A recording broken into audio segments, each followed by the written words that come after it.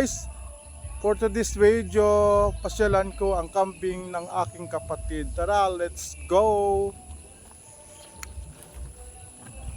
Dito ngayon ako sa kabilang palayan. Nung nakaraang araw doon sa kabila, dito ngayon sa likod na naman ng bahay namin. So nandito yung mga kambing ng kapatid ko. So guys, yan likod ng aming bahay. Yung bahay namin guys, nandyan sa puno ng kawayan na yan, sa likod niyan. So nandito lang ako. Ito yung kambing ng kapatid ko. Tuwing hapon kinukuha niya to para ilagay sa kulungan. Tapos pagdating ng umaga, sinusuga niya dito sa palayan nga, sa mga damo. So takot yan sa akin kasi hindi naman ako kilala eh. Ayan. Kahapon may na-rescue akong kambing kasi hindi naman yun sa amin, pero in-rescue ko kasi kawawa naman. Dahil napulutan siya ng tawag dito ng tali. Kasi tinatali nila eh. Yan. Umihi. Umihi yung kambing. Gamot pa to yung sikat ng araw guys. O, tingnan mo ani. O, diba? Pero ito na, parang maglalakad-lakad ako. Tapos para exercise na rin at mainit ang katawan natin. Mapapawisan tayo. Saka yung mga ugat mo magkaroon ng pagkakataon na dumaloy ang dugo na maayos. Yan. Guys, yan o, may nadaanan ako ditong puno ng akasya. Malaki siya, no? O, grabe ang kapal ng dahon ng akasya dito. Yan ang puno ng akasya. Ayan. Maganda yan pag dating ng tanghali. Malilim na yan dyan guys. Yan guys. Ganito kalawak ang pwede mo iikutan araw-araw kung gusto mo lang na mapawisan, kung gusto mo lang mag-exercise, kung gusto mo lang maglakad-lakad para matanggal ang stress mo, matanggal yung mga taba-taba mo dyan, mga cholesterol mo. Kung gusto mo lang yan, araw-araw maglakad ka dito. Ganon ka lawak, ganon ka haba at kalinis. Ano yan, palayan yan dati, kaso ngayon mga hindi siya damo, pero yung kanang palay, yung mga natirang palay nga patay na, nalaya na kumbaga. Yan.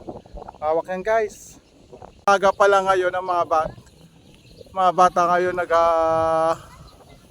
palipad na ng saranggola. Ayan ang saranggola. Kaikot-ikot lang.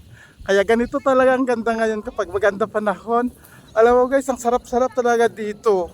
Ang linis, yung hangin ay preskong-presko, maluwag sa hininga, wala kang maamoy nga mga usok o kanong baho. At saka tingnan mong saya, no?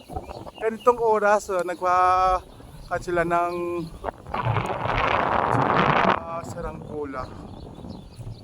Simpleng buhay lang dito sa probinsya guys, pero ayan ang buhay ng mga bata, nag-ano ng saranggola. Ganito ang kanilang libangan araw-araw. Tapos hi, pero yung iba nahiya sa akin. Tapos yan nag-sugal ng kanilang kambing araw-araw. Ano? Kanding? Okay. Di ba? Ang tawag dito ng kambing ay kanding. Yan. Yan. Yan si Jan. Nagsugari si Jan ng kanyang mga kambing. Ganyan talaga kapag kilala ka ng kambing guys, sinasabi ko, lalapit at susunod yan sa'yo. Pero kapag hindi ka kilala, tatakbo yan na tatakbo. Hindi yan lalapit sa iyo. Pero kapag ikaw ang may-ari, kilala nila yan ganoon. So guys, yan nakikita mo yung kumpol-kumpol na kawayan. Diyan po yung aming bahay sa likod niyan. Yan ang bahay ng kapitbahay namin, hindi pa natapos. Yan o, malapit lang naman yan, kaya akala nyo malayo. Siguro mga ilang dipa lang yan ang layo niya sa kinaroroonan ko. Ayan, tara na, let's go na. Lakad na kayo, kayo magbibideo pa ako. Ayan, inuuna ko sila para mabidyoan ko. So yan, kaya sabi ko sa iyo guys, ang sarap talaga dito sa probinsya namin. Kahit sabihin lang natin na kaunting tao makikita mo, pero at least tahimik naman, at saka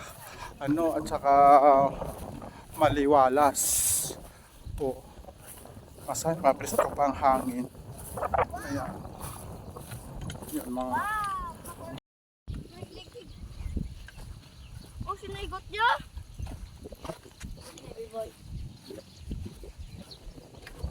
sana naman ang video. Nakalkin rin ako lang. Bakit mo?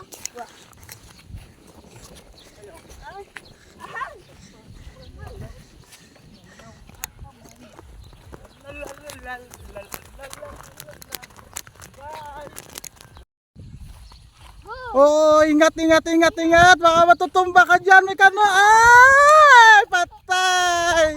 Ayan. Aba yan. Dapat kasi mag-ingat ka. May tayo pa naman ng may tayo pa naman ng baka.